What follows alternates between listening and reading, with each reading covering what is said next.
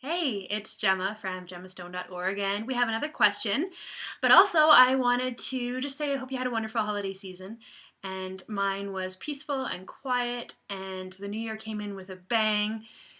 Lots of sickness in our home, as well as an accident, and other exciting news. I've been asked to be part of a TV series that's going to be pitched to Oprah this summer, and there's some awesome projects that I'm working on, so I can't wait to share more of it with you. But for right now, I am going to answer this question. So the question is from Kay, and Kay says, "Hi Gemma, I have a question I was hoping you could answer on your blog. I've been feeling sad for quite some time, and I've recently realized it may be related to feelings of loneliness. Although I have a supportive family and many friends, I just don't feel emotionally connected or empathetic towards any of them. My heart feels empty from a lack of trust and from past hurt and disappointments. How would you suggest I rid myself from this loneliness, and where do I begin at trying to fill my heart with love, joy, happiness, and passion?" From Kay. Kay, this is such an important question, and I really believe that you're not alone. I think there's lots of people out there that struggle with loneliness, even when they're not alone. I was definitely one of those people. So I can tell you a little bit of personal experience and also a little bit of the professional approach. So, personally, what I noticed is when I was feeling lonely, I went within and started to look at the source of the loneliness, because it didn't make sense that I felt lonely because I wasn't alone. I was surrounded with friends and family. And that's the part that can be the trickiest when we're feeling lonely. Because if you weren't surrounded with people, the answer to loneliness is easy. Just go and find some people and surround yourself with them. But if you're surrounded with people and still feeling lonely, that's where it can be confusing and feel really difficult. And so what I noticed for myself personally when I went within is that I had sort of constructed like a glass wall around my heart and around my mind. And the glass wall had served a purpose to protect me.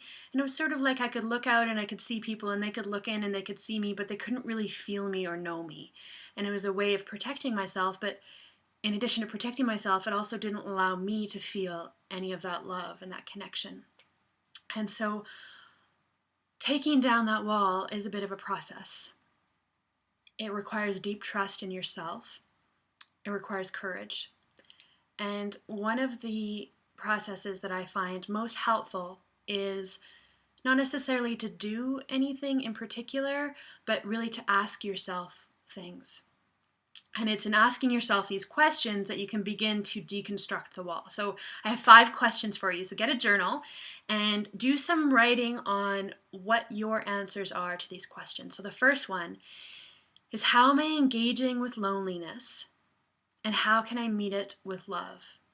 It's when we resist loneliness and when we feel afraid of it that it actually becomes more powerful and all consuming. And so this question is to go in and to look at the loneliness and to say, how am I engaging with this? How am I spending my time and my energy? And how am I meeting loneliness? Am I trying to push it away?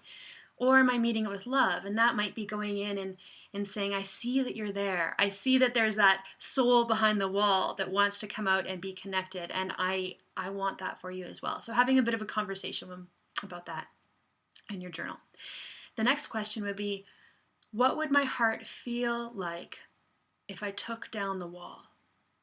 So maybe it would be more warm or open or expansive, or it would feel like it's what's leading your life instead of the wall leading, it's your heart leading. So explore that question. The third question is, if my heart was full of love, joy, happiness, and passion, how would I be living? So begin to explore how you would be thinking and feeling and acting. Just imagine yourself moving into that future of what it looks like with your heart full of love, joy, happiness, and passion, and almost draw a picture in your mind of what that would actually look like.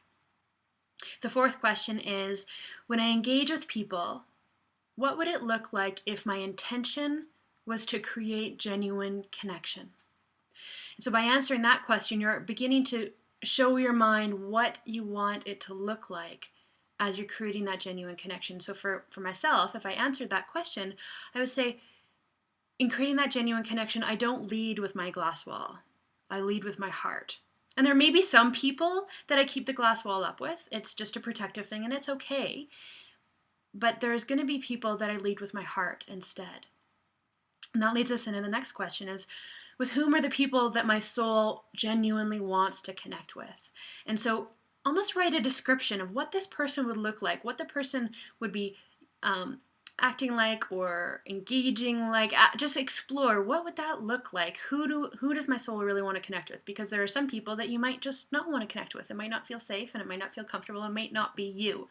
Forcing yourself to connect with those people is just going to build the wall up and make it even stronger. But if you set your intention about the type of people you want to connect with and go begin to write about and explore what that would look like, then your mind begins to open up to the possibility that that can really genuinely happen.